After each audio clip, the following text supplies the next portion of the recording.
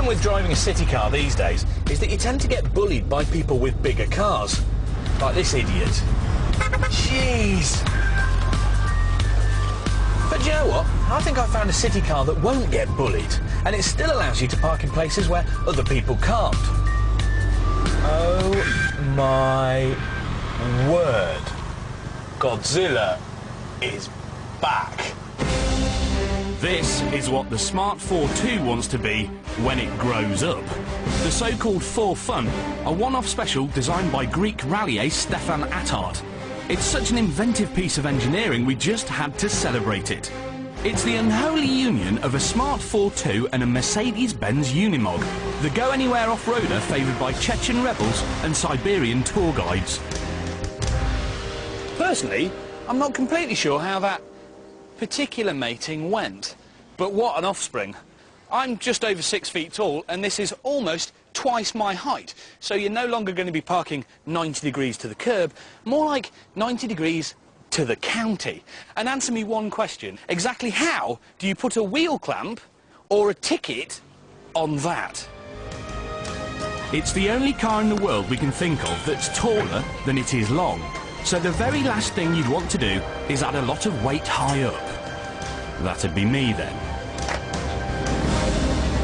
You think you're pretty cool with a set of dubs? Well, this uses 26-inch rims with custom tyres costing £2 a corner. They help elevate ground clearance to a lofty 65 centimetres. That's enough to drive over inconvenient stuff like, I don't know, tree stumps or traffic wardens trying to erect step ladders. Now, the Smart's usual 600cc engine wouldn't pull the skin off a leper colony. So what they've done is they've stolen the Unimog's 5.6-litre straight-six diesel as well. So instead of a tiny, weedy 40-odd horsepower, it's now got a massive 84 horsepower. It's actually still got the Smart's little engine just in here somewhere, but all that does is power the lights and those little keys that you can see turning down there. It has a 6-speed gearbox and is capable of 30 miles an hour. Apparently. Because for some reason Stefan didn't seem to trust me and gave me only 2 gears to play with. First and reverse. I'm going to floor it, watch out!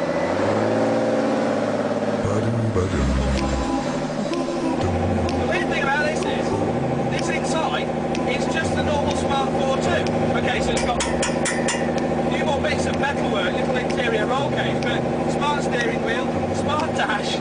It's completely bizarre. It feels like I'm actually just driving over a massive humpback bridge or coming into land in a light aeroplane. I mean, I must be a good, well, I got a sort of 7 foot off the ground.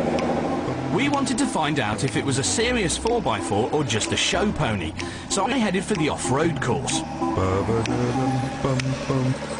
Firstly, a river. It's exciting, I don't know how deep it is. Coping perfectly well. The best way of driving it is to actually just look out the window, because it's probably about 2 feet wider than the actual cab. And I can actually see a coot. As I said, coot. It just looks like mud. We've got 2 things here, a smart horn and the Unimog horn. Easy! The steering is, it's in there somewhere. The response is somewhat lacking, but when you do point it in a certain direction, it eventually turns. I moved on to sterner stuff, a ravine. 1 foot out of place and the ForFun could topple over.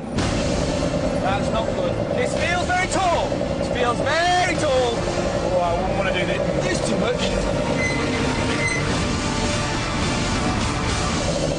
Just nearly driven over one of the cruise cameras. Oops. One thing I've found out about this is it's quite noisy and quite bouncy.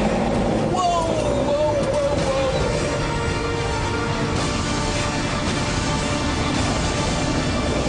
whoa. Nothing stops this smart car.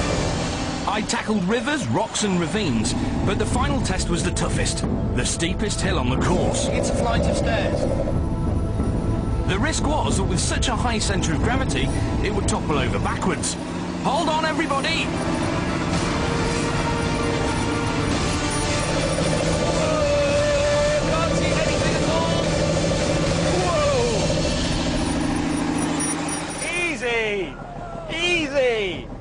Even Stefan, the owner, seemed impressed. So easy.